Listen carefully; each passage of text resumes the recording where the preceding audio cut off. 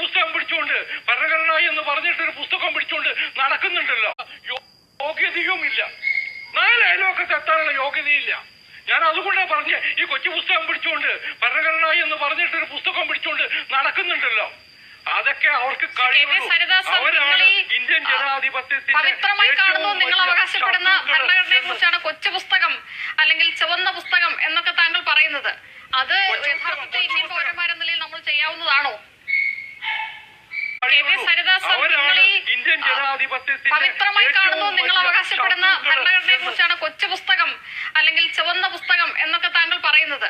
അത് യഥാർത്ഥത്തിൽ ഇന്ത്യൻ പൗരന്മാരെന്ന നിലയിൽ നമ്മൾ ചെയ്യാവുന്നതാണോ?